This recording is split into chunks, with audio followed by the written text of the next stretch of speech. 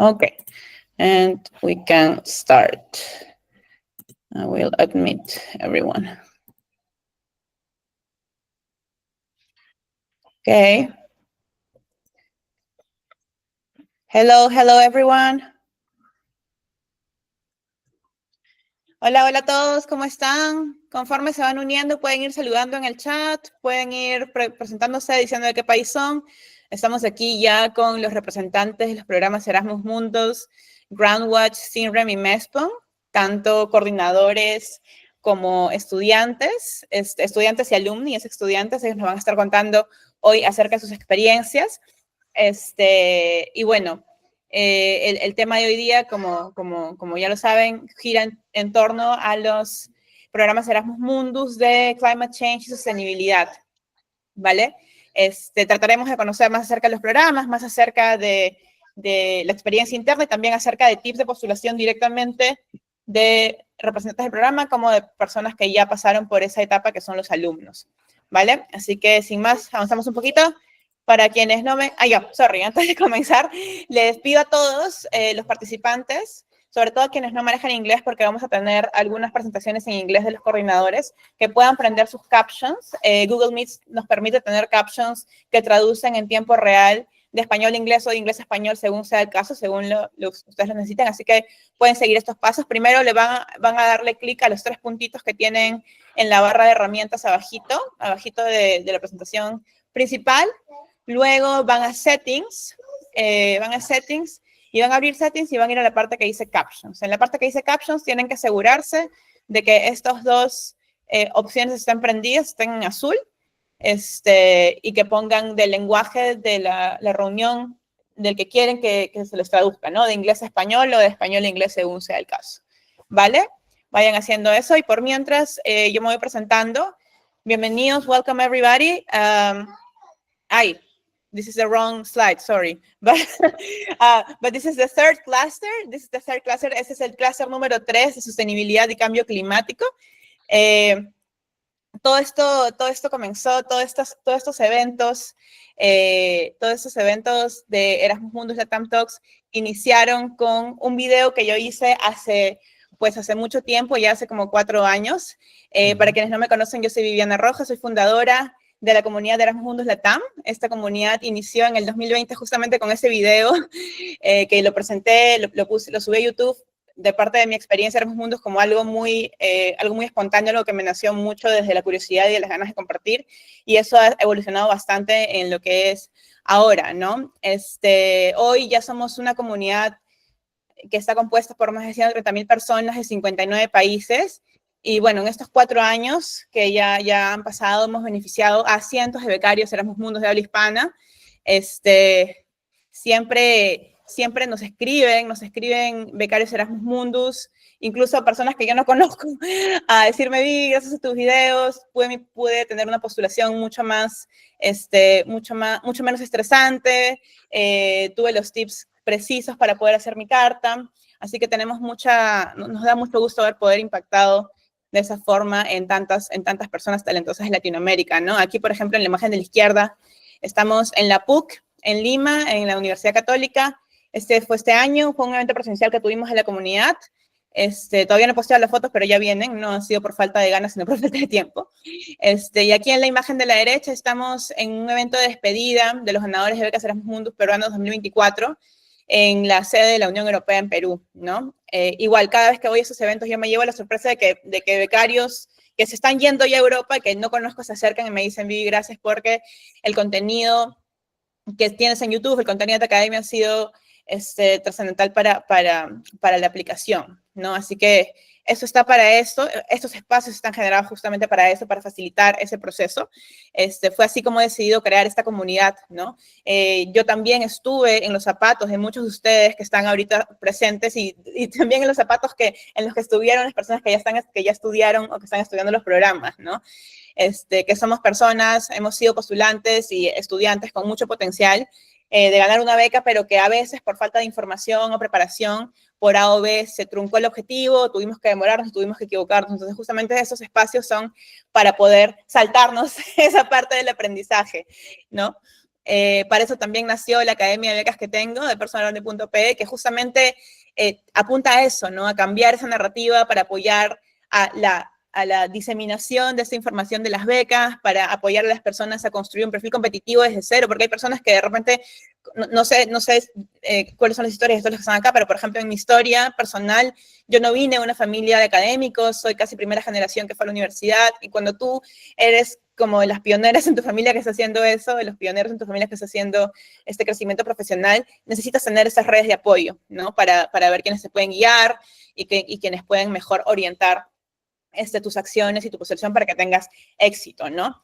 Obviamente requiere un nivel de compromiso grandísimo, pero para los que estén así de comprometidos ya saben que esta academia es un lugar seguro, ¿vale? Así que sin más, vamos a dar el inicio a nuestra tercera charla de Erasmus Mundus Latam Talks. Tenemos a 3 super programas este día. Tenemos primero a Groundwatch, después tendremos a SINREM y después tendremos a MESPOM. La dinámica de la presentación va a ser la siguiente. Cada programa va a tener 20 minutos entre coordinadores y estudiantes para hablar de tips del programa y también experiencias de los estudiantes.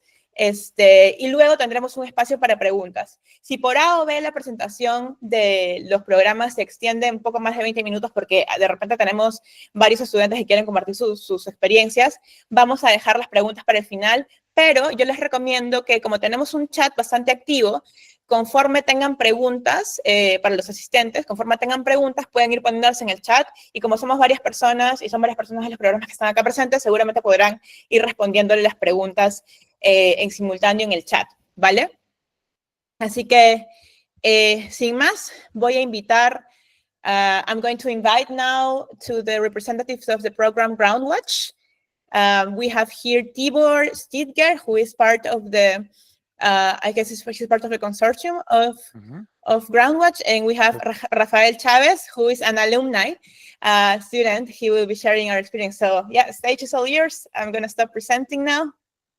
And yeah, Thank you so much. Muchas gracias. Bueno, entonces yo voy a hacer mi presentación en inglés. Yo hablo, entiendo español, pero creo que es más fácil, digamos, contar la historia de Groundwatch en inglés, pero si tienen preguntas, obviamente, después nosotros podemos también responder en español. Y claro que Rafa es de México y se va a presentar después, que obviamente su lengua nativa es español. Okay, so I'll turn to English. And thank you so much, Viviana, for organizing this event and also for allowing us the space to present a bit on the program. So I will take more or less 15 minutes, I think, together with Rafa, together with my colleague Brinda Kartikeyan. Both Brinda and I are from IHE Delft. IHE Delft is a Category 2 UNESCO institute and the largest, let's say, educational institute for water in the world, let's say, and we have both postgraduate programs at master level and at PhD level. And together with the University of Lisbon, one of the biggest universities in Portugal, and the Technical University of Dresden in Germany, we present this program on groundwater and global change with the subtitle of Impact and Adaptation. And you see here already 8 pictures, group photos, or almost group photos if you include the 2018-2020 batch, which was a gap year almost.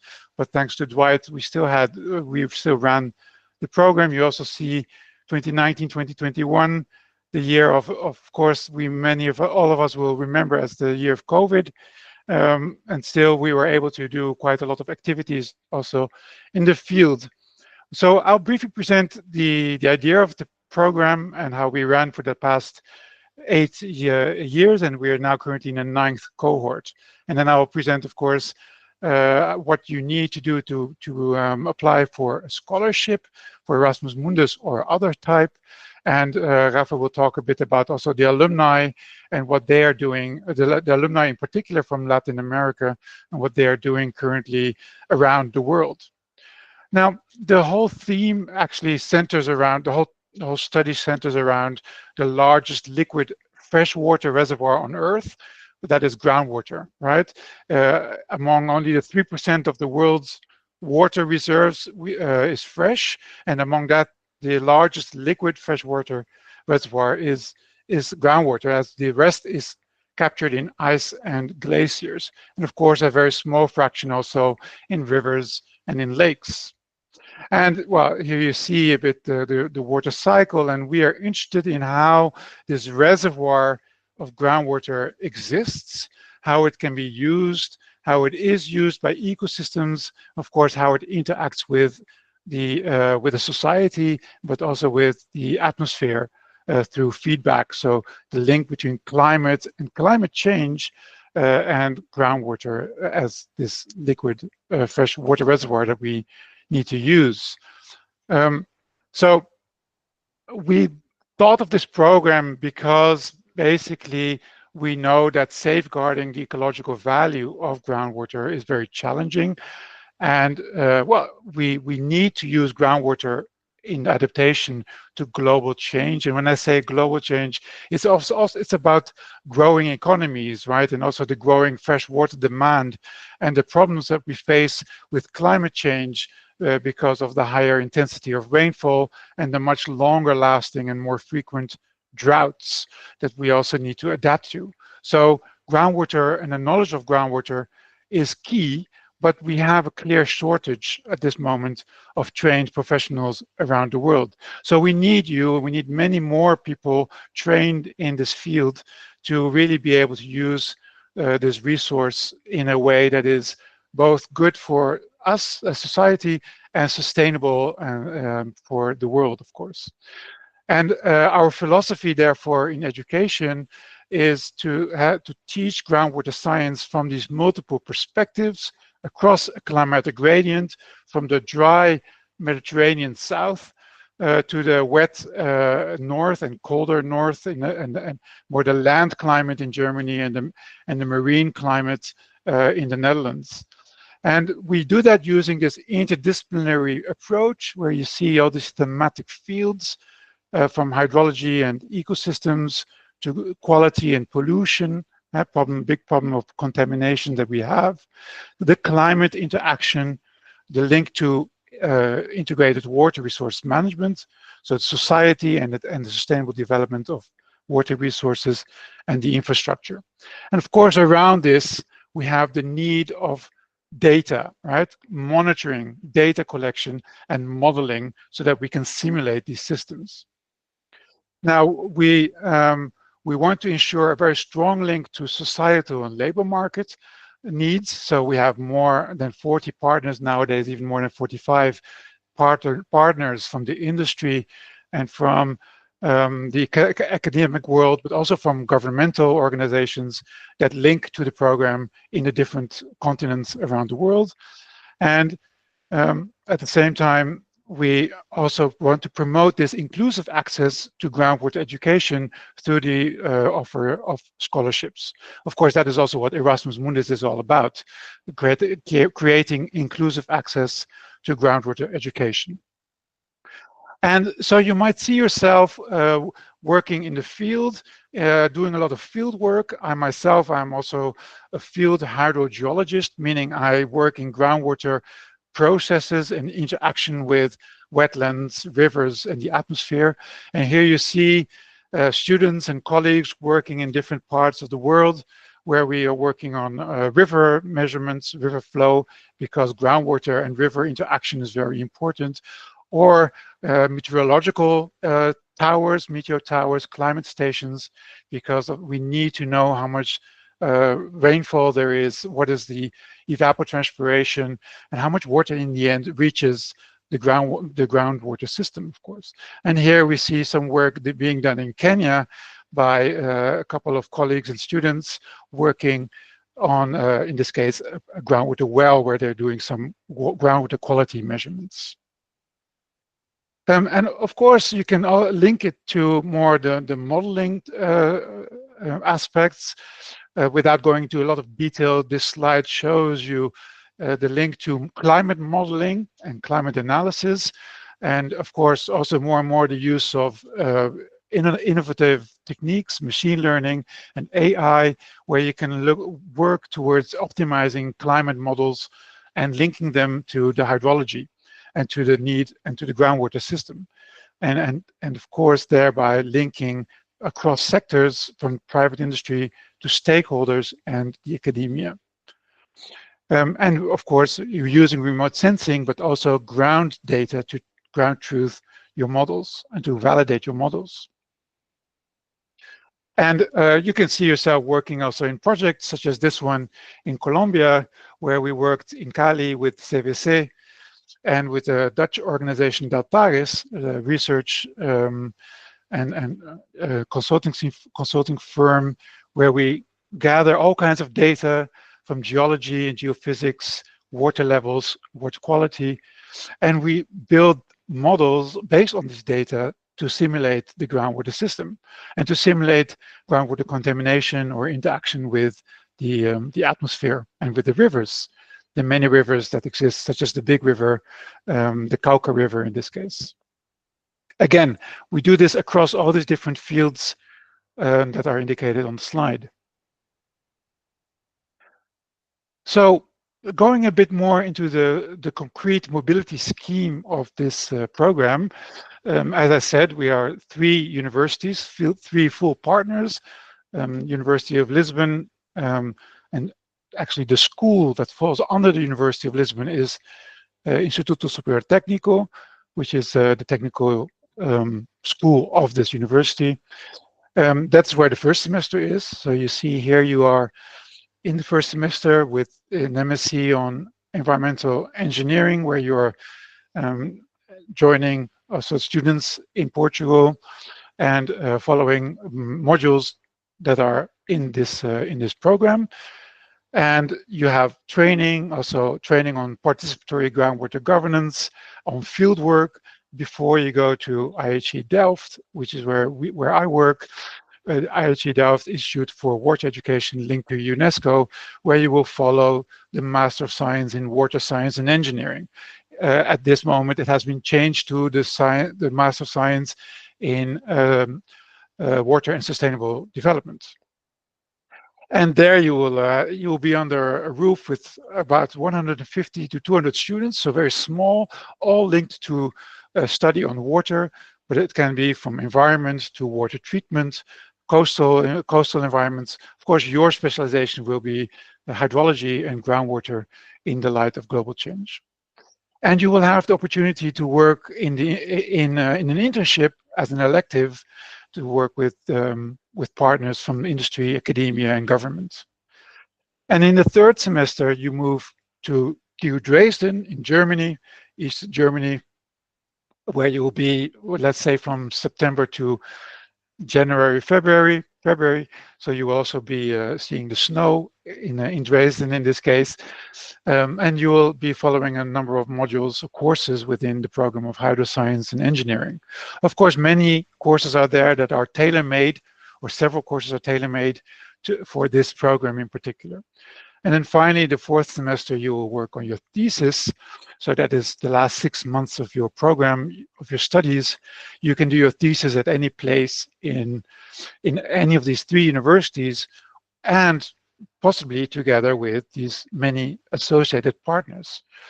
So with them, they typically, we develop research topics, either within ongoing projects at our universities or within these within the work that these partners do. And well, I just added here all these logo types, all the logos of these partners, and you can see they are from all around the world. And we also have them from Latin America, such as the ICC, el Instituto Privado de Investigación sobre Cambio Climático, as well as Univalle, and Universidad de Antioquia in Colombia. But these are only examples, and you can also work with other partners, either in your country or elsewhere. So perhaps already going briefly towards what you need to do when you want to join the program and ultimately become what we say is a certified groundwater. meaning that you have followed the program and succeeded, received your diploma. Well, first, if you want to become a groundwater, for instance, for the current intake, for the current call, it's already open, and it will close in January 2025, 6th of January, for those, many of you who are non-European. For those who are from Europe, we have a slightly later deadline because there are no, let's say it's much easier to travel and to arrange visa, of course, or you don't need a visa if you're from within Europe. If you're from outside, you need to know on time whether you have received academic admission and possibly a scholarship. Yeah, so the first thing is you apply for academic admission through our portal. So you see also the QR code on the screen, and also the website is shown here on the screen, and you can check on that website what scholarships are available. So we have currently different types of scholarships. We have the Erasmus Mundus scholarship, which is a full scholarship, of course, for tuition fee and your living costs. And it is also possible to get partial fellowships that pay almost your entire tuition fee. And then again, there are scholarships that go beyond Erasmus Mundus that are linked to, for instance, your national programs, which we'll talk about a little bit in our last slides. Now, and then the outcome will be shared with you in April 2025, in April of every year. And here you see two testimonials of people working who have studied in the program and who are currently working. For instance, Guillermo is working with Daltares at CBC, the water authority in Cali, and Guillermo has done his PhD and is currently working at Daltares in the Netherlands after doing his PhD in Leipzig in Germany.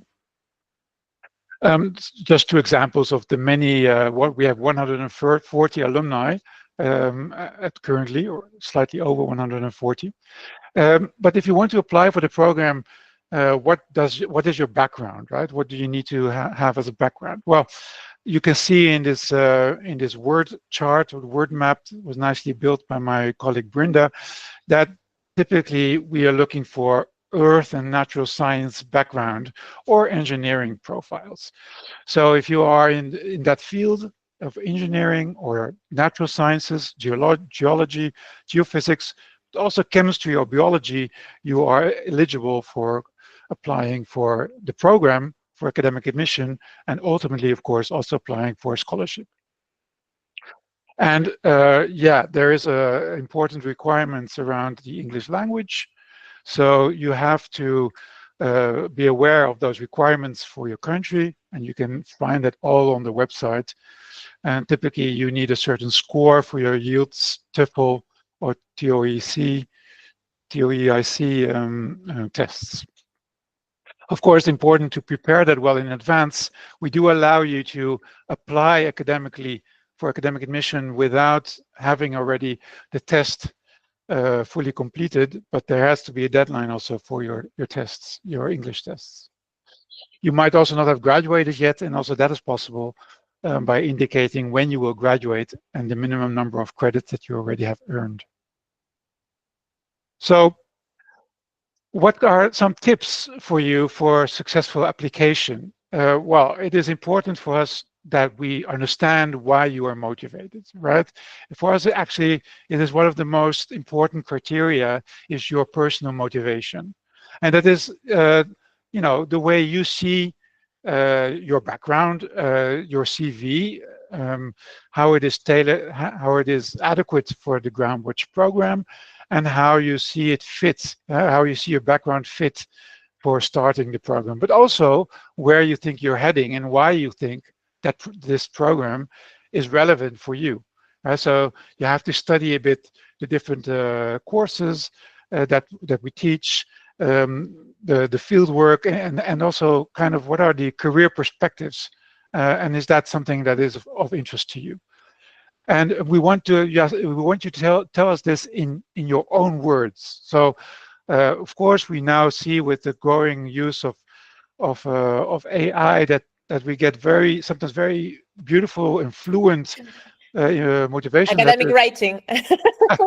Yes, yeah, and we don't need necessarily your English at this point to be fluent. We want you to show us how motivated you are for the program. So that is what is very important.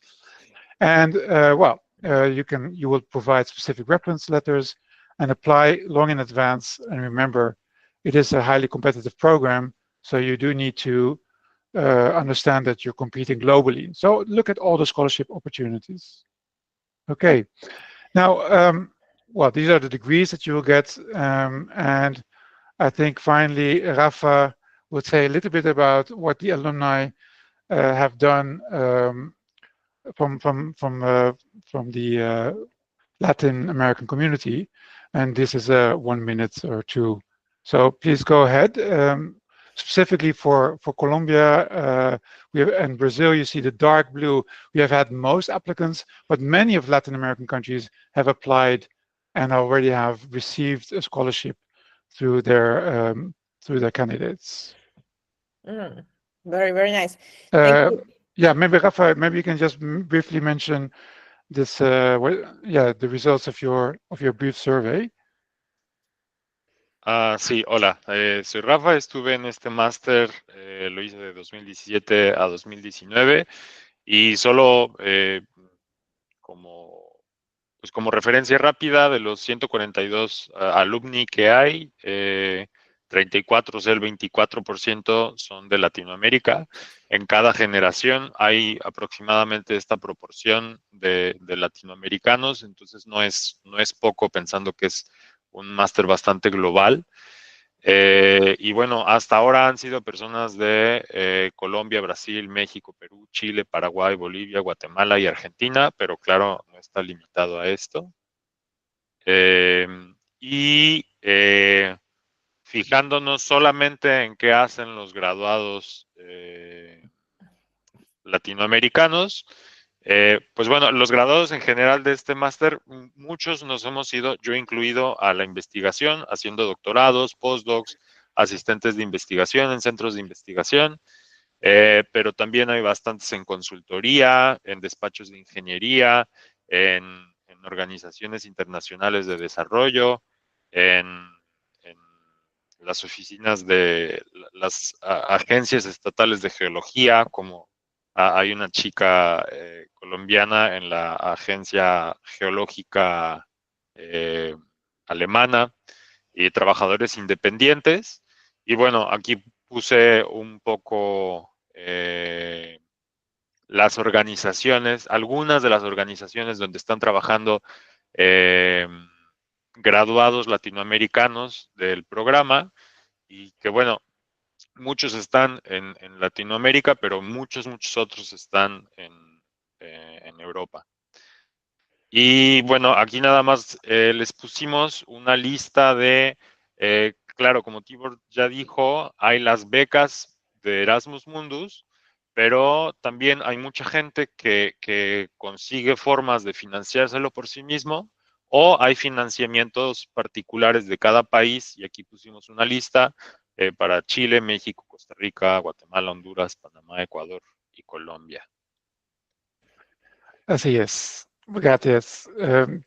Solamente el sitio web y otra vez el código QR, y agradecer también el tiempo y su atención. Buenísimo. Thank you very much, Tibor. Gracias, Rafael. We have some questions in the comments, so maybe you. I will read them. So we have some time still for questions. Yes, perfect. So I will read them and you can answer. Okay.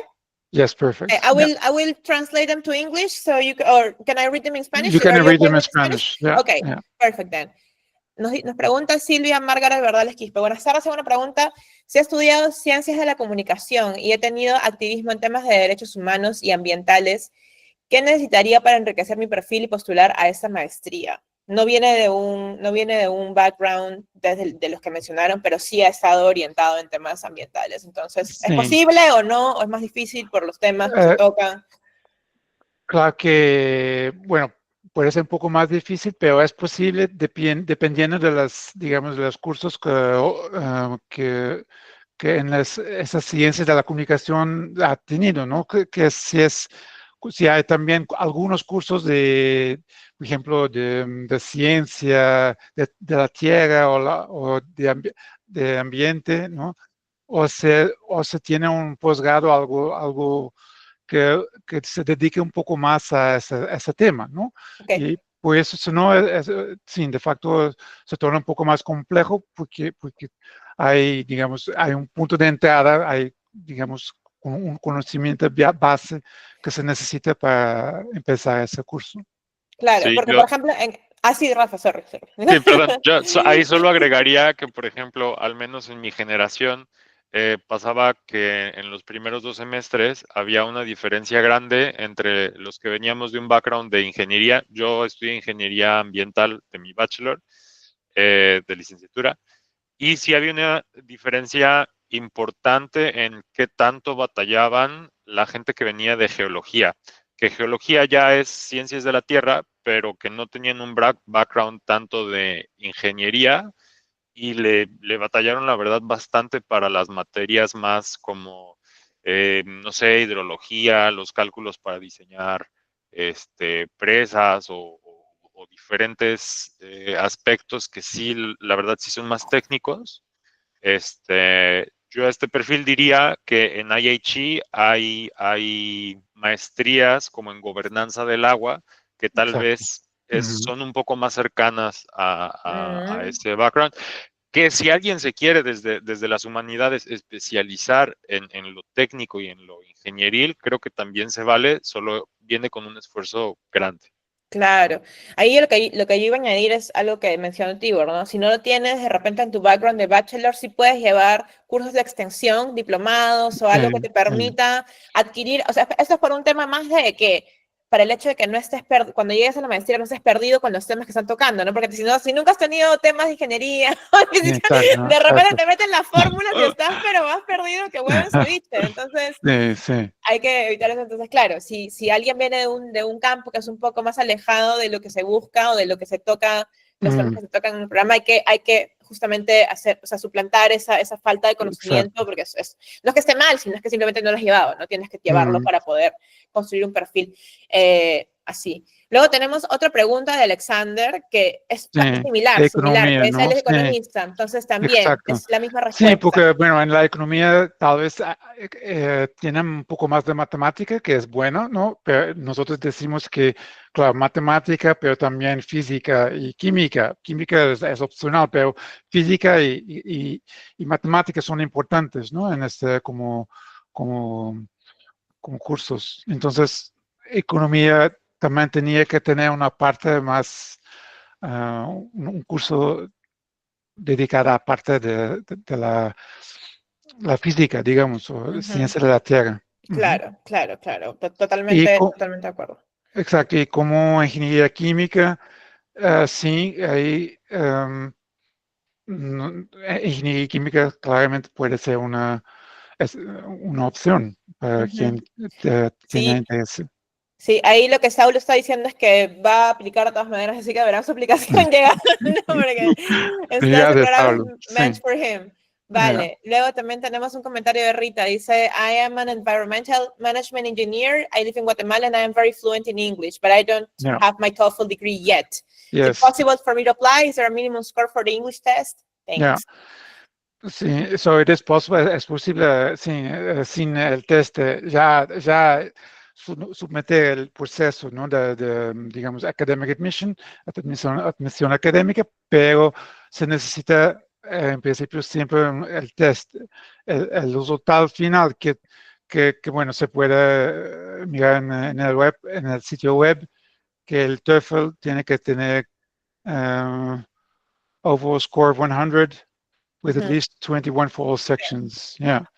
Vale, Bueno, tienen vale. los mínimos indicados. Vale, cool. Tenemos una pregunta más que es más como un consejo. Pide un consejo, Rosa María.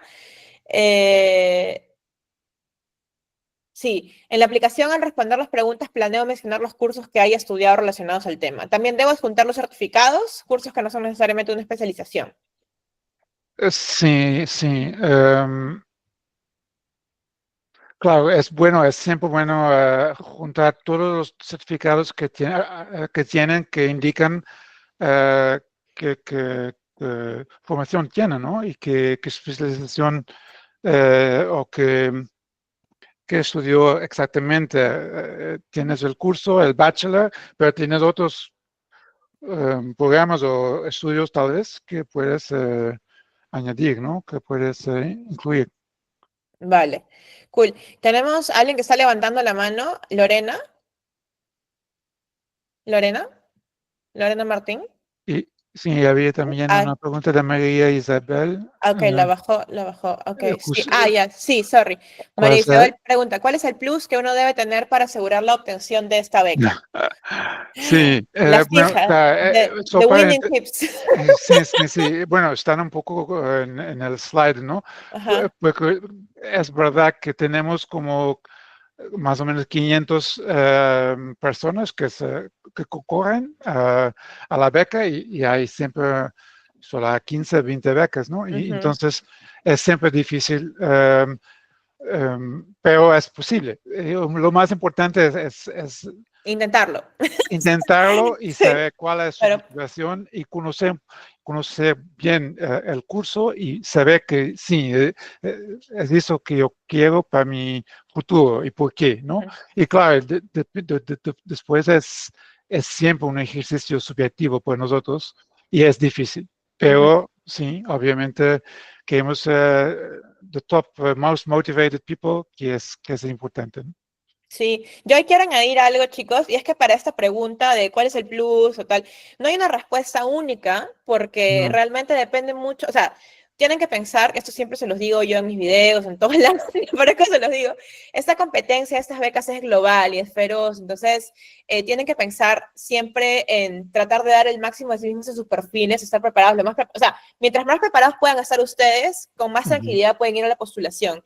Y si no los aceptan, no significa que no sean buenos, sino significa que su competencia hizo más, o sea, que la competencia estuvo más fuerte. Entonces, sí, de repente en sí, Latinoamérica no tenemos mucho esta visión de la competencia a nivel global, pero vayan a competir con personas que vienen de Asia, que tienen todos los papers, que tienen, o sea, es una competencia feroz, de verdad difícil. Entonces, a veces los papers no son suficientes. Hay cosas que creo que por venir a Latinoamérica tenemos a nivel de experiencia que pueden servir muy grande de motivación.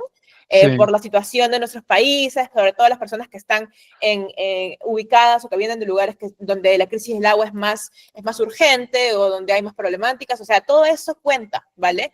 Pero no es Vale. que haya un plus así de, si No, pongo y esto me van a después elegir. intentar también otras becas, digamos. Por ejemplo, de Colombia tenemos casi mitad de los estudiantes tenían una beca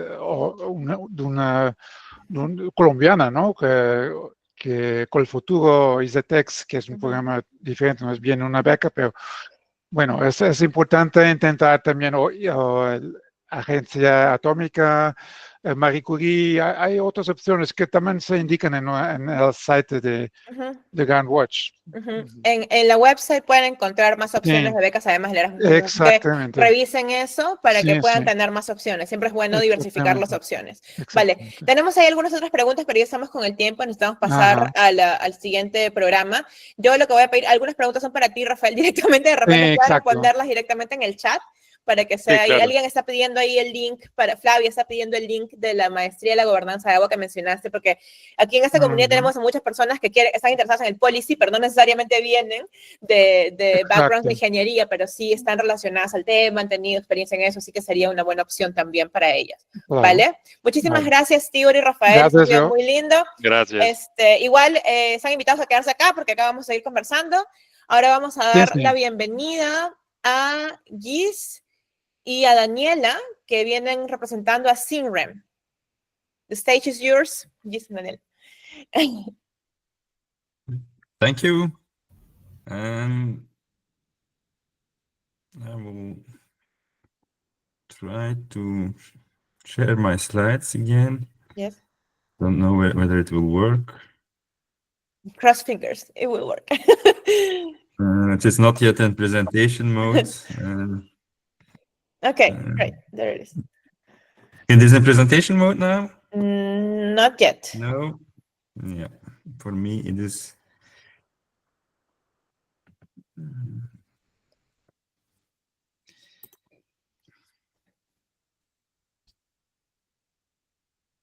So you see it like this now? Yes, we see it like this. We can also go like this if that works. I can go like this? Yeah, that works. Yeah. Okay. Sorry for that. And I also don't see you now, so We are smiling. Don't worry. But yeah. So yeah, you just interrupt me if there is a question, or we keep the questions until the end. Yeah, sure. So thank you, Viviana, also for inviting SINREM to present here. So SINREM is a master program who gets financial support from Erasmus Mundus, but also from EIT Raw Materials. I will explain that later, what that means. And so it's organized by 3 European universities, Uppsala University, TU Bergakademie Freiberg from Germany, so Uppsala University is from Sweden, TU Bergakademie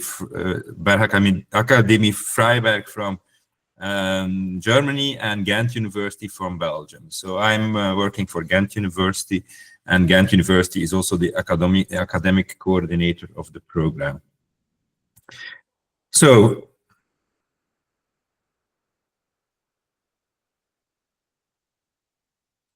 why did we set up SINREM? Because I think all of you, reason why you're here, you all want to tackle global problems. So we are confronted with climate change, we are confronted with waste emissions, with increasing population and urbanization. And so this results in resource scarcity and problems with sustainable food supply. But there are solutions to that. One of the possible solutions is we could completely change the society and move to a sharing economy where we all share goods. But the issue is that we all have a lot of lock-ins of individuals because very capital intensive investments have been made. And so it's not so easy to start completely changing the society. So therefore, we move from a linear to a circular economy, a circular supply chain, where we introduce concepts like industrial symbiosis, where the waste of a particular industry becomes the resource for another industry, or urban industrial ecosystems, where resources are exchanged between households or residential areas and industry. We're also talking a lot about, and we're developing smart cities, smart logistics, sustainable buildings, green energy, and green mobility. But we want these solutions to be sustainable. So, and sustainability focuses on meeting the needs of the present without compromising the ability of future generations to meet their needs. And so it's composed of 3 pillars, as you may know. So environmental pillar, social pillar, and economic pillar, also known as profits, planet, and people. So we have to make sure that environmental impacts, economic impacts, and social impacts are looked at when we take new or develop new initiatives. So one important aspect there is when we look at the new technologies, for example, electric cars, solar panels, windmills, we see that much more materials are being used. So there's much higher diversity in the materials being used compared to when you compare with a windmill, for example, a few hundred years ago, we only used wood, iron, and a few other materials, but nowadays, we use a lot of materials and often very exotic materials. And this induced a particular risk because there are, for a particular region, for example, the European Union, there is a supply risk. So some of these materials, it's very, there's very high supply risk, which means that it's not available in the region where you want to use it, where you want to produce materials or products from it. So, for example, when we talk about rare earth elements are currently mainly coming from China. So the mining of rare earths is mainly in China. And this means that for the European Union, it's very high supply risk. If China stops supplying the rare earths, then we have a problem in Europe. So it's very high on the supply risk ladder. And all these materials also can have a low or a higher economic importance. So some materials are economically very important. For example, magnesium is very important because it's used to make materials lighter and to show that a car, for example, consumes less energy, we will have to make it lighter. So magnesium has a very high economic importance. So we have some materials which have a very high economic importance and also a very high supply risk, and these materials are called critical raw materials. And Europe has created a network which is called EID raw materials, which focus on guaranteeing the supply, a sustainable supply of these critical raw materials in Europe.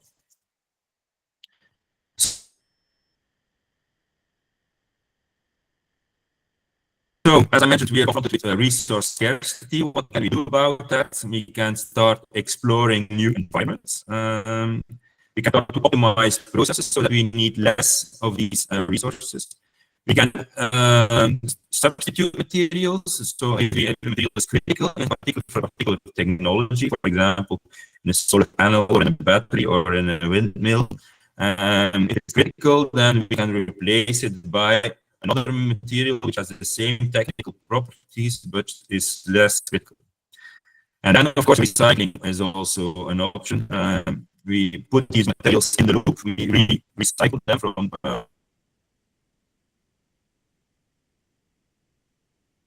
waste to ensure that we can keep using them, which also reduces waste emissions, of course. So, and I gave this introduction to show you how the SINREM program is built.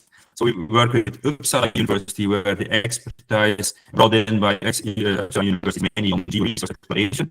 And Freiberg University introduces mainly sustainable process technology or optimization.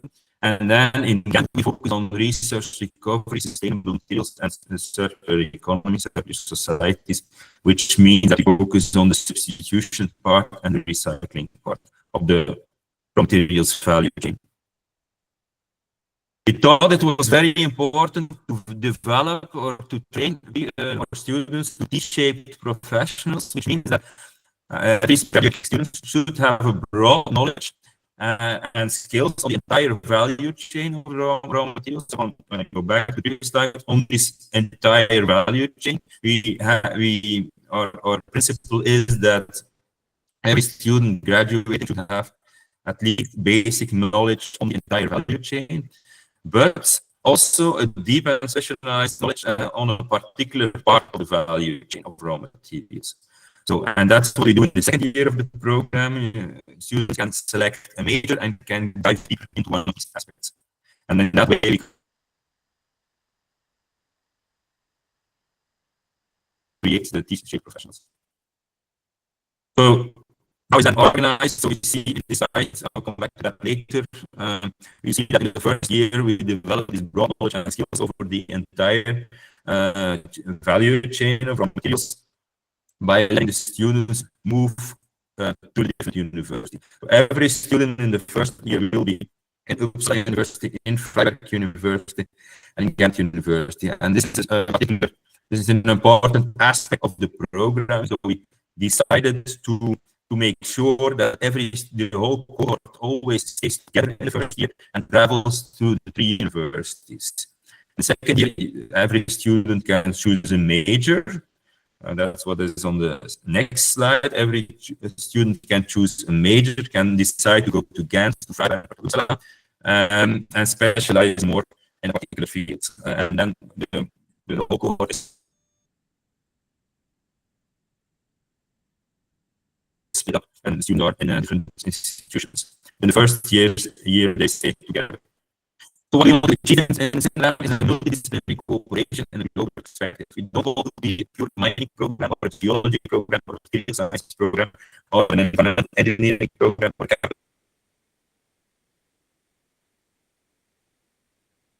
engineering program, but we want to stimulate interaction between people having these different backgrounds and learn from that interaction how we can make the entire value chain of raw materials more sustainable and more innovative. So we recruit students having backgrounds in these different fields, and we let them work together.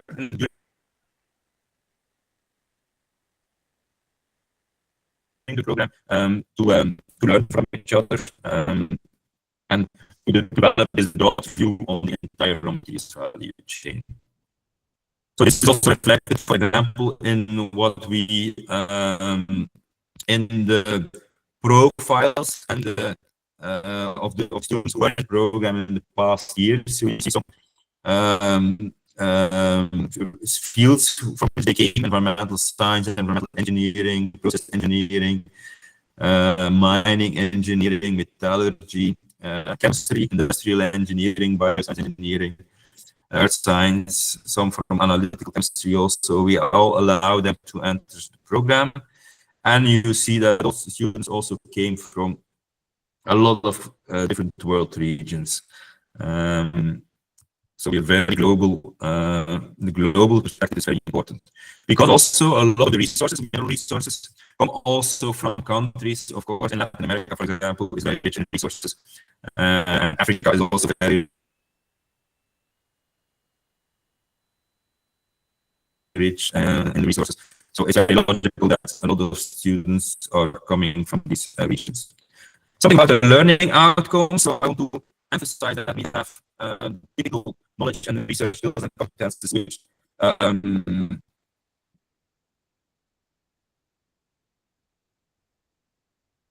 which are offered in regular programs, but we also have, because we have an EIT label, this EIT quality label, so it's a quality label of the European Institute for Innovation and Technology.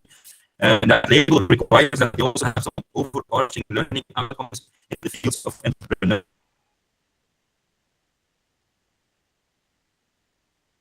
innovation, creativity, entrepreneurial skills, leadership skills, and sustainability competencies. So these are additional learning outcomes which result in this EIT label, which the program has. And this comes as a digital certificate together with your diploma.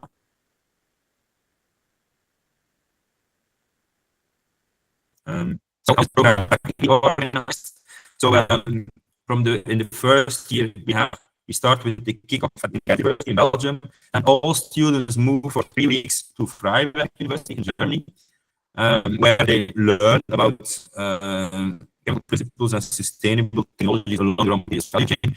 Then all the students come for 1 semester to Ghent University in Belgium, where they have courses on circular economy, on rational use of materials and recycling technologies, for example.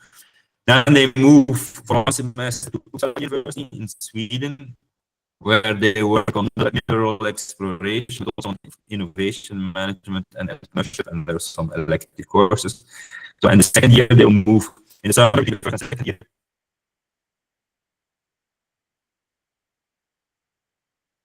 They are 2 weeks in Ghent, Freiberg, and afterwards they can choose to go wherever they want to do a major.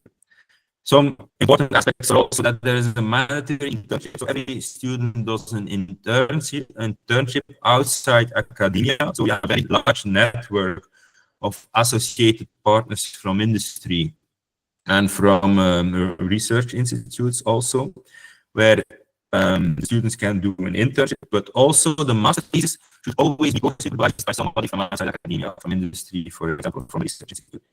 So that's a requirement for this EIT label, is that there's a lot of input from the non-academic sector in the supervision.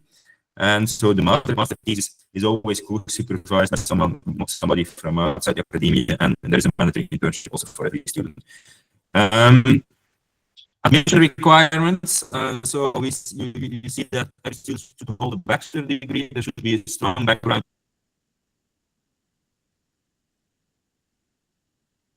in science, mathematics, physics, chemistry. We typically only allow the top, if you were in the top 30% of your student cohort. We need convincing motivation letters, and there are English language requirements, which you can find on the website. I put the link here. Concerning scholarships, we have an issue next year that there will be no Erasmus Mundus scholarship for the intake of 2025. Because we are in a gap year, we have 1 year where we cannot award Erasmus Mundus grants because we are renewing our application now. And in that 1 year, we cannot give scholarships, which is a pity right now. But we have EIT scholarship. So scholarships awarded by EIT, raw materials. And you can find all information on that on our website.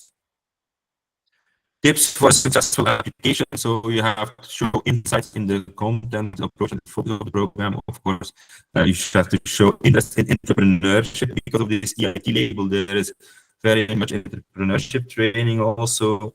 You have to have good study results and appropriate study background, of course.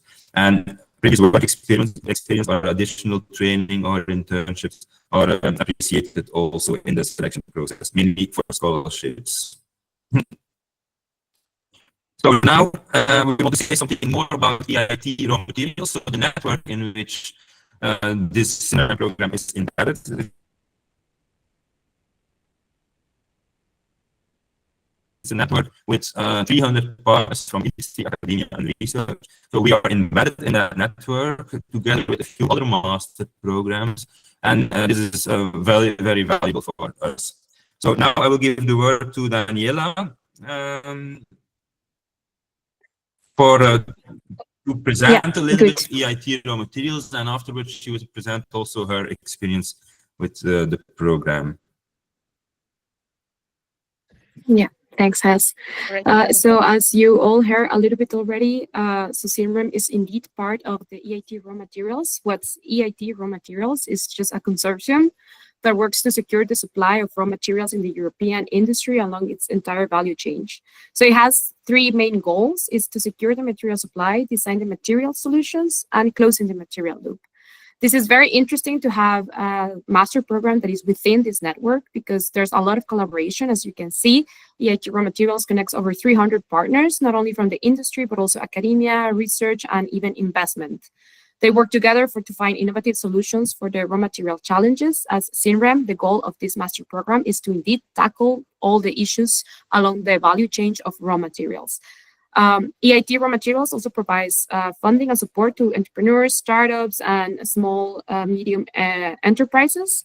And of course, they also support via relevant events, such as organization of summits. This is very interesting, but more relevant to you as a student of a master program is to participate in these different events that they organize, which is the Lab to Market. It's just an entrepreneurship and innovation program. The Race, which is a very interesting event that is held through the umbrella of EIT Raw Materials. And it's very nice to see because throughout the years of SINREM, a lot of students from SINREM participate and they tend to win, which is very nice and makes the program coordinators very proud, I assume. They tend to win. It's just a challenge. You need to come up with your own idea of how to solve or tackle issues along the value chain of raw materials, and then you have a group of students, and then you present your idea. They teach you how to make a pitch presentation and so on, and then it's literally a race. It's a challenge of a couple of days, and then you present and you win some awards, which is also very interesting if you plan to focus on entrepreneurship in your career. So EIT Raw Materials, again, it's a consortium. SINREM is part of it, and it's really interesting for you as a student once you're member of SINREM of this program. And also, I think that is very interesting, just to mention as well, for the EIT Raw Materials, there's a network that connects also students that are from other master programs, but also under the umbrella of EIT Raw Materials. Why is this interesting? Because then you can exchange ideas with other students that are not only from your master program, but also from different programs as well, which promotes the exchange of ideas. Then for the career opportunities as a SINREM graduate, I think is quite similar to what Rafael was mentioning earlier in the other master program. What's nice about all Erasmus programs is that most of them are very well made. SINREM, for example, which is made not only to focus on innovation, but also on research, education. You have the internship, as Hes was mentioning, so you also have the contact with the industry. So after these 2 years of intensive studying, you create professionals that are T-shaped, which means that we can work in many multidisciplinary contexts as for indeed research. There are SINREM graduates that are working as PhD, postdoc, in academia, research in industry, but also as consultants, as engineering in the mining sector as well. So the opportunities as a SINREM graduate are very broad because of how the program is designed to prepare us for once we graduate and close the program. Then also in line with that, hi, I'm Daniela. I'm actually from Guatemala. I did this SINREM, Sustainable Innovative Natural Resources Management. I did this program in 2019. Also, you can see here in this slide, we also have the experience of Ado and Meet, which are more recent graduates. I'm not that recent of an alumni, if you want to check out their experiences as well there. My experience in SINREM, I can just say it was really nice. It's really, I was very grateful for the opportunity to have an Erasmus scholarship, which is nice that indeed these different opportunities exist. I think also Rafael showed in one of his slides that if you don't apply for an Erasmus scholarship, there are other options. For me, as I can just speak for my experience of Guatemala, there's Guate Futuro, which is a nice opportunity as well. They give you plenty of opportunities to study abroad with all paid. So I would just suggest you, if you're interested in studying in SINREM, just go through the scholarships that are available in your own country.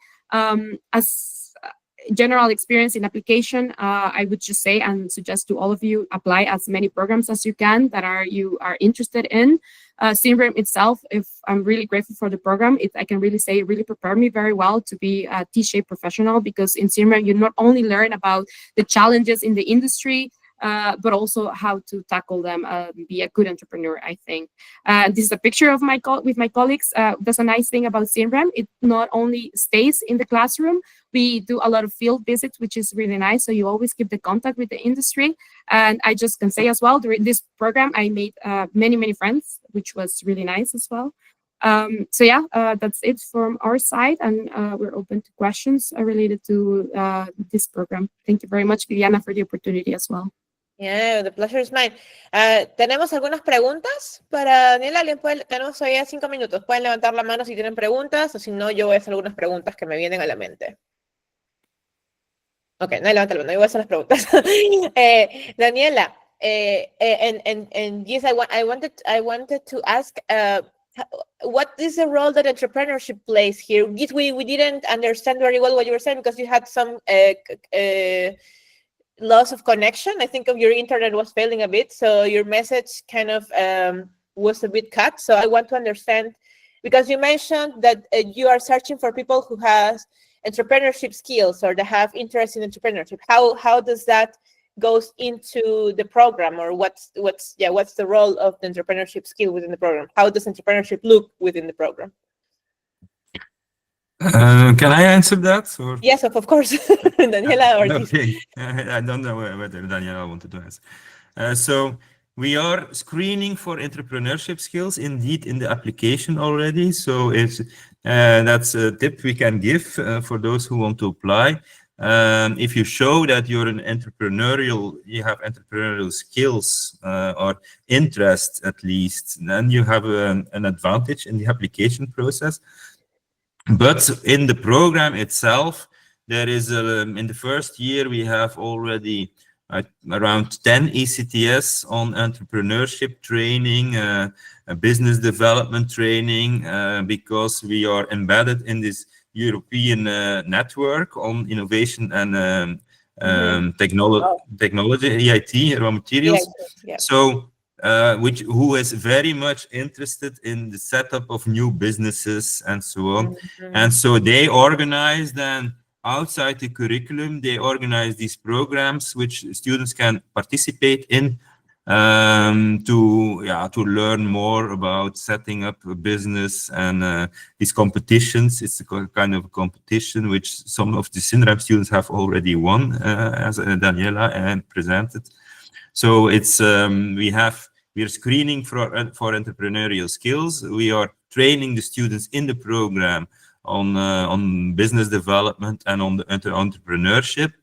And we also have one track for we have one track in Uppsala for those students who are very much interested in the entrepreneurship. In the second year, they can decide to go into that track, which typically results in the generation of spin-off or startups companies.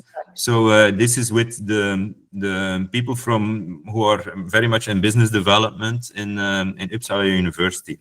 So there is a lot of entrepreneurship training in the program, and EIT Raw Materials organizes also competitions and so on for students who are very much interested in starting up their own business, for example, in the field of SINREM.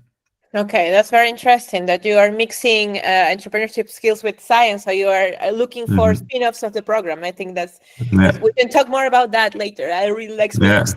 So we can do that. Okay, thank you very much, Guis. Daniela, ¿tenemos alguna pregunta adicional? Si no, ya estamos con el tiempo. Tenemos que pasar con MESPOM ahora.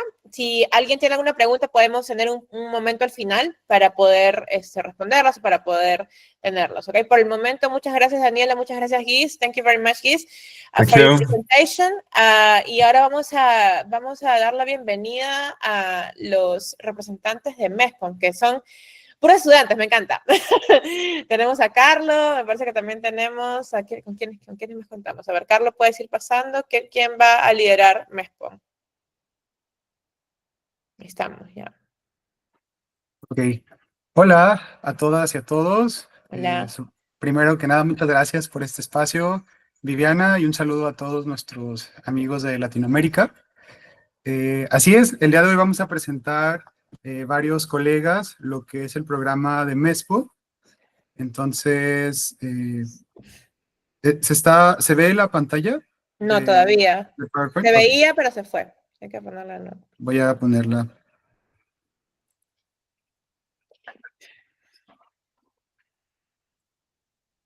Ok, un minuto.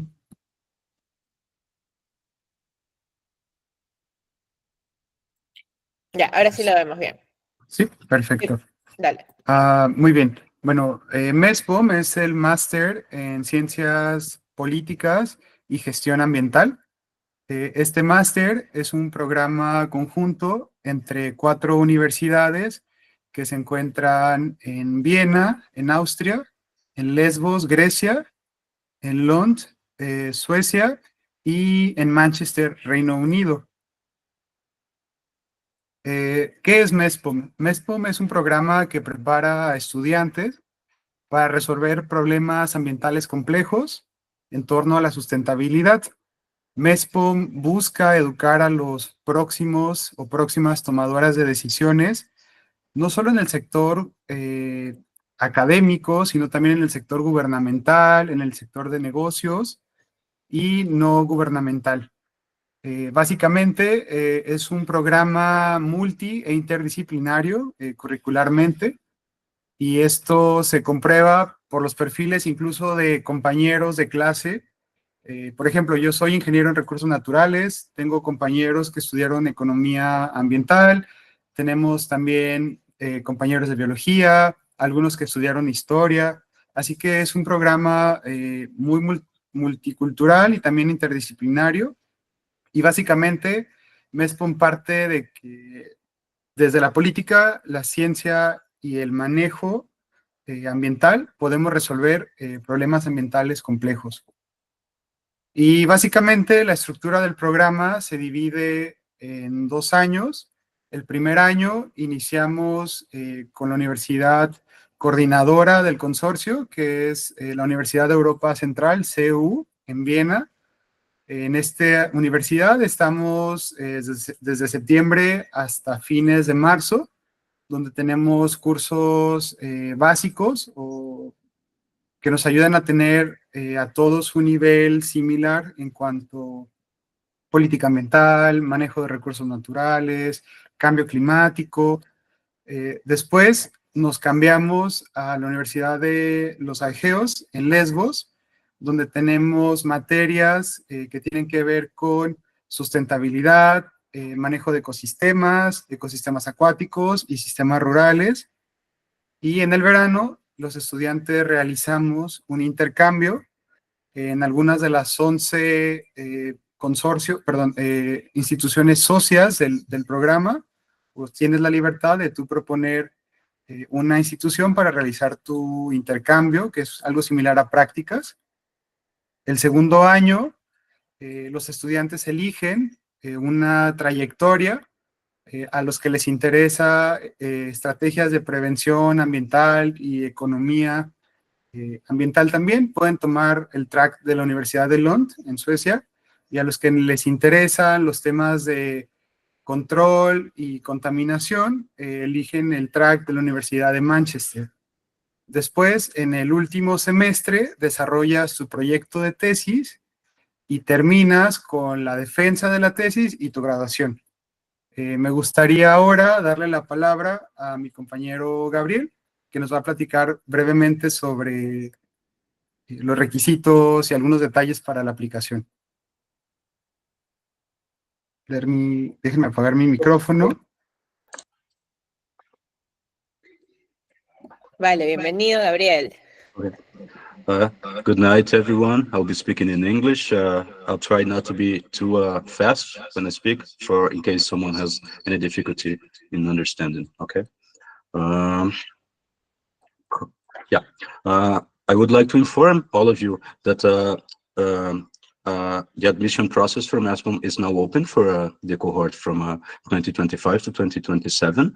So they are receiving applications. So it is already the time for those interested to start the process, the application, the gathering of documents. And today I would like to give you some tips, especially to manage the difficulties and all you have to do for this process, and also some tips for a successful application. So my intervention will be about that. Carlo, could you please go to the next slide?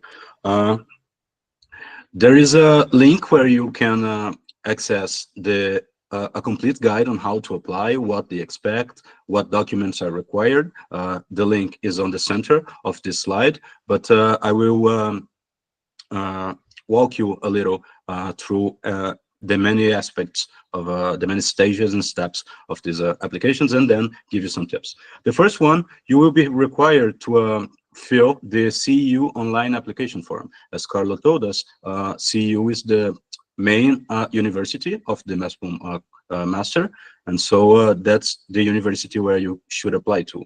So visit their website. Make sure you have read everything they have on the website, because this will be useful, including to actually choose the program you prefer, in case you apply for more than one. And this online application form is about personal information, some of your personal documents. They will ask you to upload like maybe a birth certificate, maybe your documents, your ID documents, and then I think the website is already open. Then you should just visit and see what they are actually asking you for during this year, because it may vary a little between years. But yeah, that's the first step. The tip for this one is just go now, read now what you will need to submit, because the deadline, it's for those who want a scholarship, is the 4th of February of the next year. But you will see that actually the process of application can be very time-consuming, and you may face trouble obtaining some of your personal documents, and then you actually want to see it right now to actually avoid like surprises and yeah, having trouble in the last minute. So the second thing you will need to focus on will be in presenting your CV. I would advise you to use the Europass format, Europass, which is a standard format used in Europe. And yeah, it will help you. You can just go to the, you just type Europass, and then you will go to the website responsible for it, and then you just fill in the information. The format is like automatic, and then you can use for MESPOM and maybe for other applications and other uses as well, maybe for job seeking and stuff like that. What you should emphasize in your CV for the MESPOM selection admission process is your previous research experience, if you have any, and your previous work experience, if you have any. Is this mandatory? I don't think so. You should keep in mind that MESPOM is very competitive, so we don't know the exact figures, but we know for a fact that we had like a few thousand applications, and we were like around 30 people selected for the current cohort. So it is competitive, so it will help if you have these experiences, but do not refrain from actually applying if you fulfill the basic requirements. And the only basic requirement is that you have all your documents in place and that you have a GPA of at least 8.5, because by virtue of the big number of applications, this is now a mandatory requirement. So I don't think it's your application will necessarily be discarded, but there is a chance that this happens. So make sure you fulfill this particular requirement first. Other than that, whatever experience you have, even if it's not long for work or research, make sure that you actually describe it in detail, do it confidently, and yeah, do not downplay your own experience. A personal tip is that, yeah, it is not our role as applicants to evaluate our application. Do your best, and then let the evaluators, the admission process, the people responsible for the admission process, actually see and evaluate your application. You might get successful without expecting to. So always try first and then see the result. They also are going to ask you for two specific types of documents, which are the motivation letters and the letters of recommendation. The motivation letter, you will be responsible for writing, and then you should link your previous research experience and work experience with what you expect from the future, what you want to do, and it's not a problem if you don't know the full details of what you want to do, but try to give them hints of what you like and how this connects with your previous experience. Yeah, in the motivation letter, do not be afraid to actually sell yourself as a suitable, and even like try to convince them that you are one of the best candidates, because this document is meant for that. So be humble, of course, be rational, and offer objective details, of course, but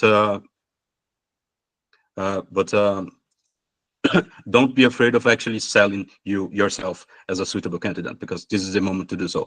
As for the letters of recommendation, make sure that the people writing these recommendation letters, first, they know you by experience. You have been a part of any project, any activity, something that you actually did together, maybe a university supervisor, work supervisor, whatever you find suitable.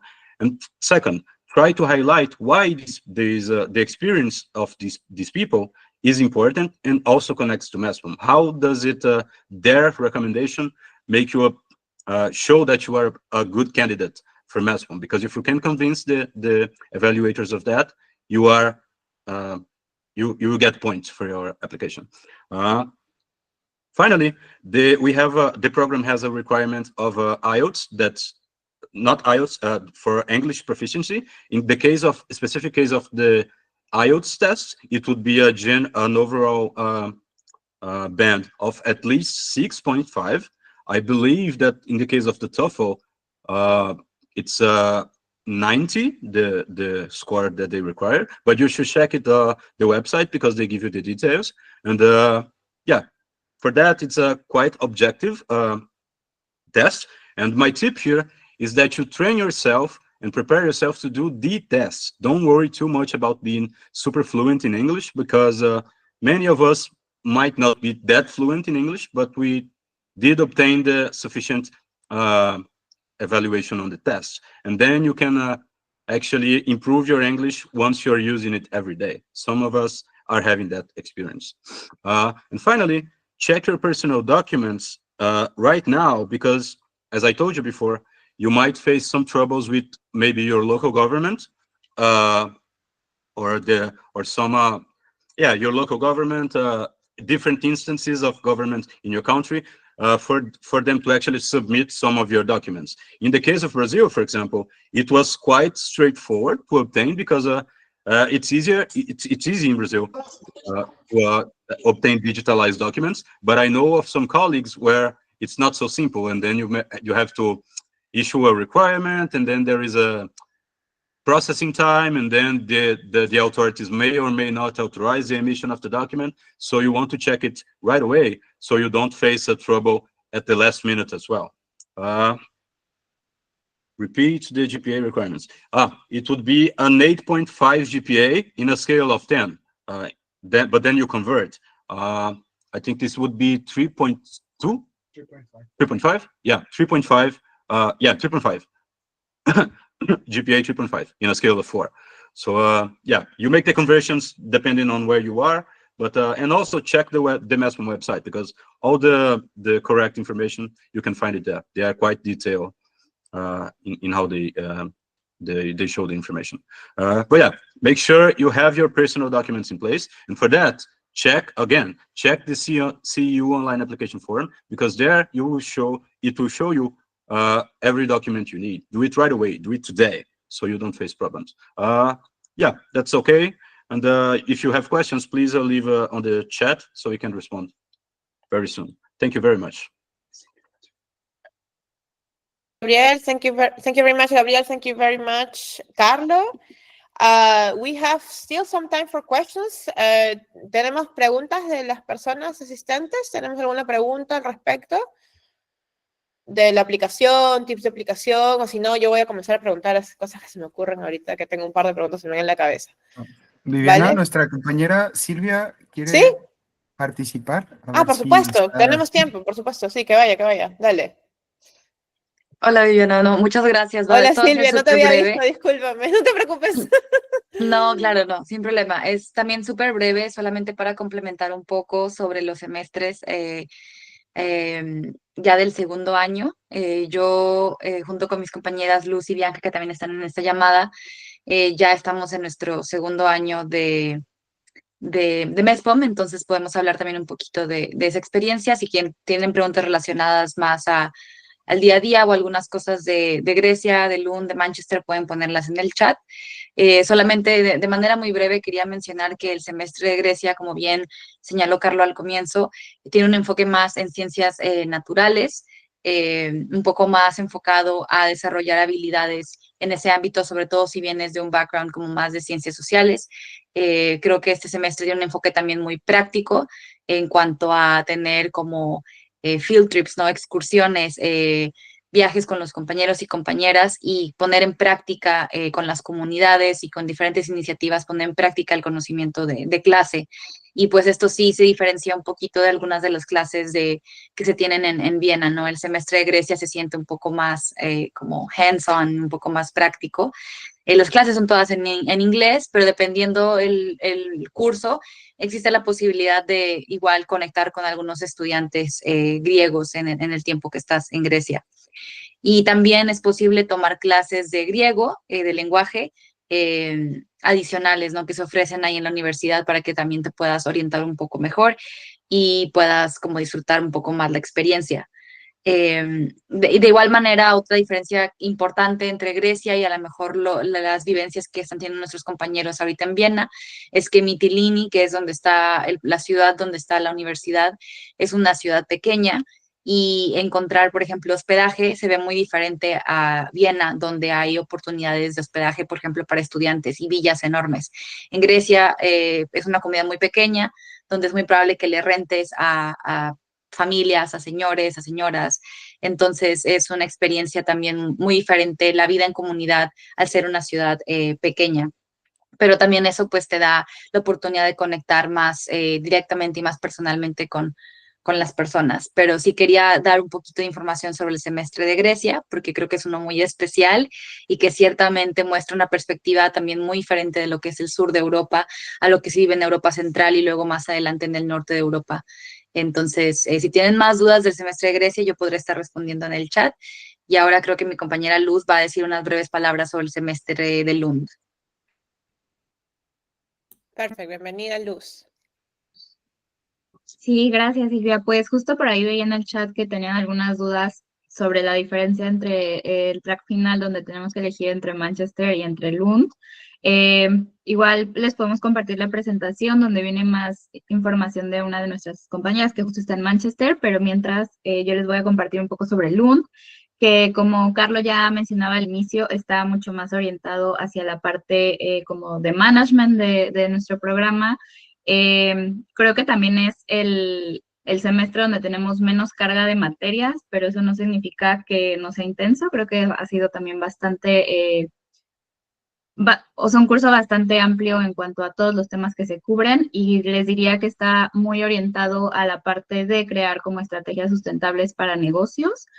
Entonces, pues tal vez esto podría ser un elemento de decisión a la hora que ustedes, porque desde que aplican ustedes van a tener que elegir si les gustaría irse a Lund o si les gustaría irse a Manchester. Entonces, creo que si ustedes no están muy interesados en la parte de administración, management o negocios, pues tal vez no les va a gustar demasiado estar en Lund. Pero también me parece importante mencionar que en el programa tenemos opción de hacer la tesis en cualquiera de las universidades, y en caso de que ustedes decidan hacerlo en Lund, pueden también aplicar posteriormente un permiso para buscar trabajo aquí en Suecia, pero únicamente si cubren el año, o sea, el tercer semestre en Lund, más aparte del semestre de la tesis. Y pues también en este tercer semestre tenemos clases orientadas a ayudarnos con la metodología de investigación y poder preparar pues una buena tesis.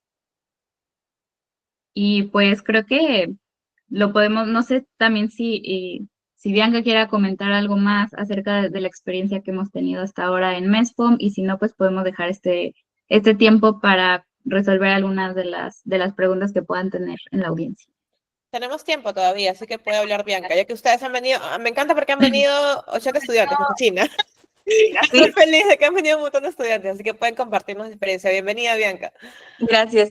Ahorita respondemos su pregunta, y no es que solamente agregar brevemente, porque nosotras tres, como mencionó Silvia, estamos ya en el segundo año, entonces tenemos un poquito más de conocimiento sobre los cursos, al menos en Grecia y en nuestro caso de Lund, porque ninguna de las tres está en Manchester. Nuestra compañera que está en Manchester no pudo participar el día de hoy, pero básicamente de que ustedes pueden hacer su tesis en cualquiera de las tres instituciones, sea en Viena, sea en Grecia o sea en Manchester. De hecho, ya las universidades trabajan con temáticas a las que tú te puedes sumar, que ya sus profesores están investigando, o tú puedes proponer también tu propio tema de investigación. Entonces, si no estás seguro o segura sobre qué te gustaría estudiar, investigar para tu tesis, no se preocupen, porque igual dentro del programa van a tener la oportunidad de encontrarse con temas súper interesantes desde el lado científico, social o incluso del sector privado, como es el caso de Lund, que es básicamente negocios, sostenibilidad.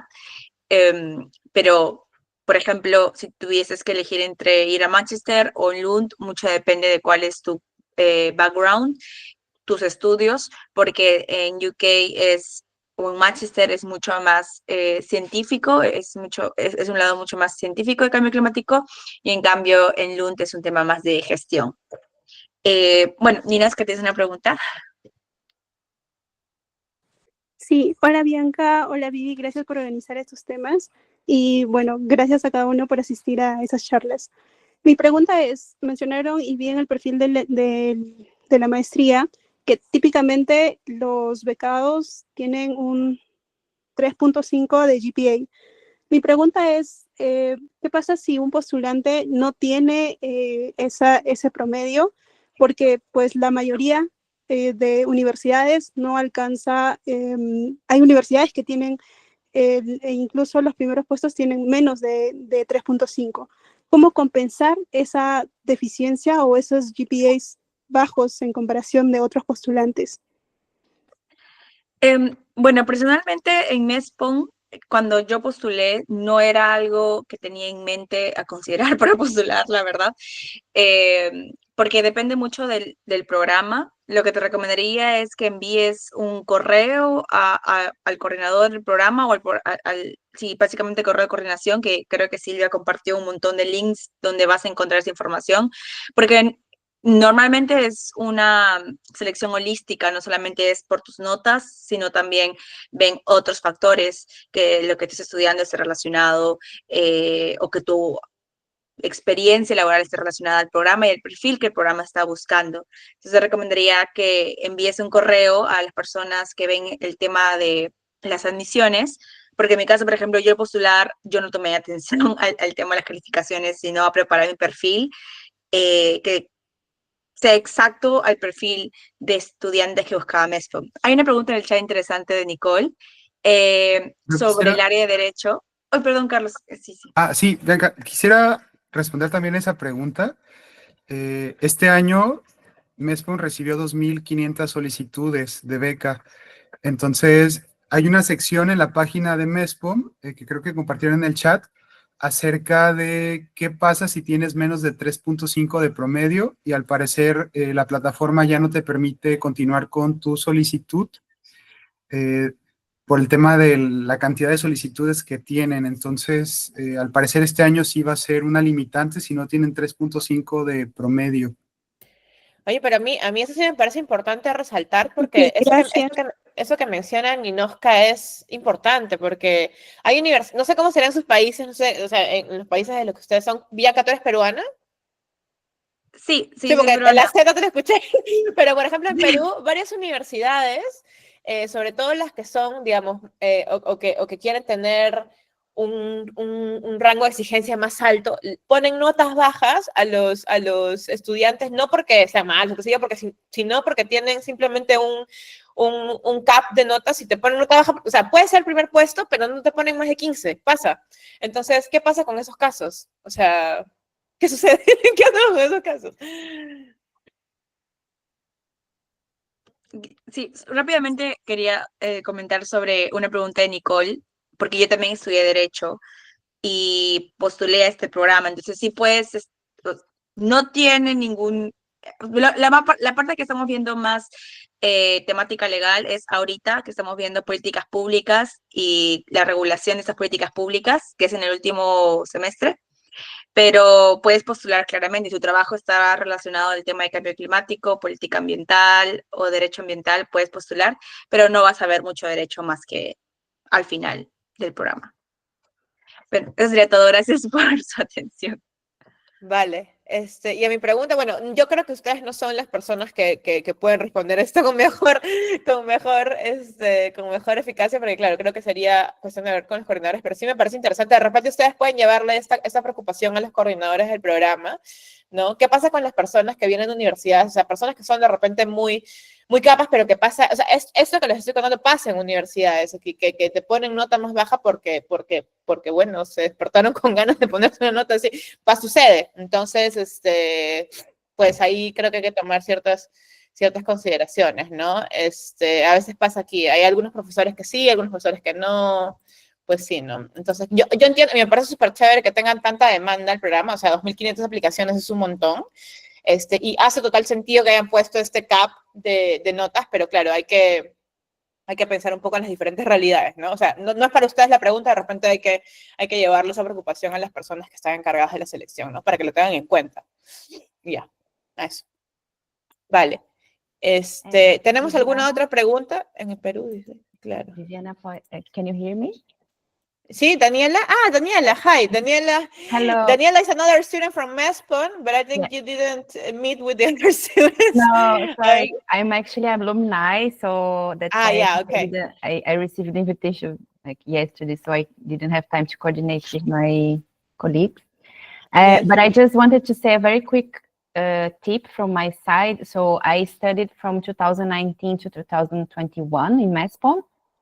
And it was during COVID times, a bit challenging. We couldn't go to Greece, unfortunately, but still, it was a very nice experience anyway. I just wanted to say as well, for those interested in applying for this program and worrying about, is it possible to stay in Europe and work in Europe? And I would like to say, yes, it's possible. What I did during my master's thesis, I took the opportunity to interview many companies. And then I ended up being hired by one of them. So I would like to give this tip to people, so they take the most out of it. So during the thesis, try to contact organizations that you are interested to work with as part of your research, and try to interview those companies, and then I think the possibility to get a job can be higher. Yes. So that's all I wanted to say. But if you want to have some questions, I'm available here or after in my LinkedIn. Yes, feel free. Thank you. Thank you, Daniela. Tenemos una pregunta más, dice de Luz. Dice, ¿el enfoque de la maestría MESPOM se podría ajustar a profesionales de la carrera de arquitectura? Teniendo que la arquitectura sostenible en la actualidad se relaciona mucho con lo que es planificación urbana. Luz. Aquí me gustaría solo comentarle a Luz que creo que tal vez para arquitectura MESPOM no sería el mejor programa, pero hay otro programa de Erasmus que se llama MURSC, que justo está muy orientado a desarrollo urbano, a planeación urbana. Entonces creo que te convendría más checar ese, si tu intención es irte más por el tema de arquitectura. MESPOM es mucho más multidisciplinario, entonces te podría dar también una perspectiva muy interesante de distintos temas de la sustentabilidad, pero si eres urbanista o arquitecta, creo que MURSC puede ser una opción muy interesante. Entonces, te recomiendo que cheques ese programa.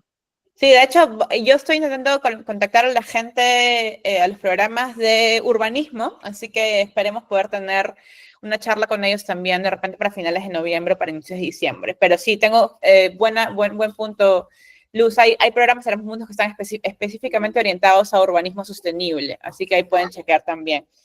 ¿Vale? Tenemos una pregunta de Bianca. Bianca. No, bueno, solamente quería sumar la respuesta. Ay, sorry, Bianca.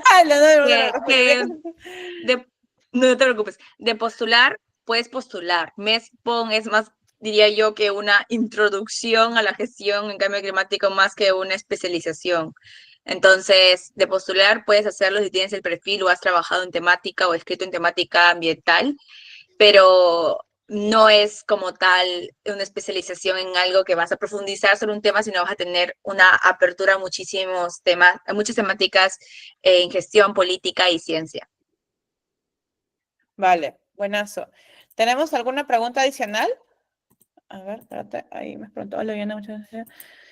A ver, tenemos ahí una pregunta de Priscila. Dice, ¿es posible considerar una sesión con maestrías enfocadas en sostenibilidad de economía azul? Uy, para este primer piloto de Erasmus Mundus Talks creo que nos va a quedar corto, pero lo que sí podemos hacer, y sí estoy en la capacidad de hacer, es poder tener algunos programas específicos y de repente hacer alguna entrevista, algún live o algo así, para poder ver en el tema. Si ustedes todos ya son parte de la comunidad personalbranding.pe, imagino que sí, en los chats que tenemos tanto en Telegram como en WhatsApp pueden escribir de qué programas quieren escuchar y yo voy a hacer lo posible para contactarlos y poder pues darles algunos tips al respecto, ¿no? De repente podemos hacer algunos lives o de repente podemos grabar entrevistas, de repente no tanto eventos así porque estos eventos pues toman tiempo a organizar, hay que promocionar y hay que coordinar toda la asistencia, pero sí se puede de repente tener reuniones 1 a 1 con los programas y yo les puedo compartir lo que me dicen, ¿no? Así que los que estén en los grupos de WhatsApp y de Telegram pueden escribir de qué programas quieren saber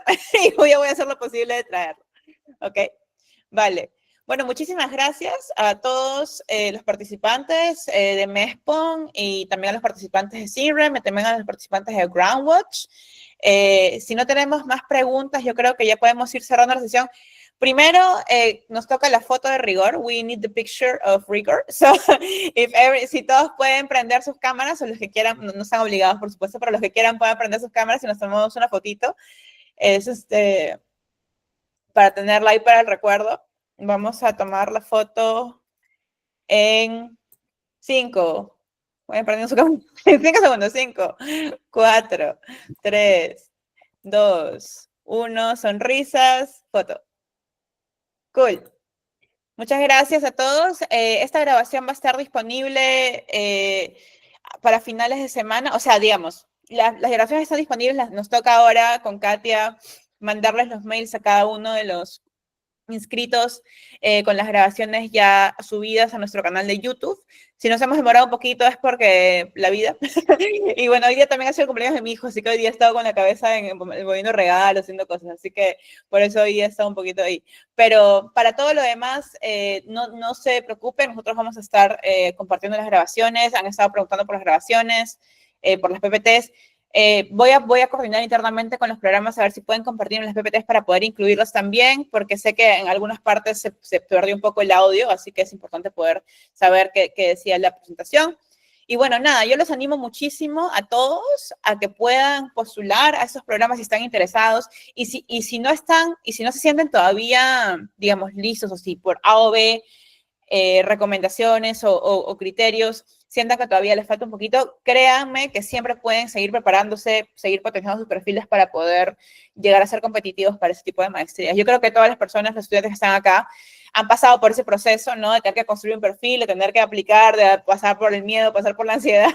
Es normal, ¿no? Pero al final pues es la cosa de atreverse y enfocar, o sea, yo creo que si se enfocan en el objetivo, es posible construir ese camino en el camino, ¿no? Pueden postular, me voy a inventar, ponte que postulen este año y no la agarran, pero ya tienen experiencia de cómo es el proceso, ya tienen experiencia de los do's and don'ts, entonces ya pueden mejorar para el próximo año, y así, o sea, no vean eso como un black or white, o sea, como un blanco y negro, sino siempre como una oportunidad a poder conseguir más cosas, a poder conseguir ese tipo de oportunidades y poder seguir creciendo profesionalmente, ¿vale?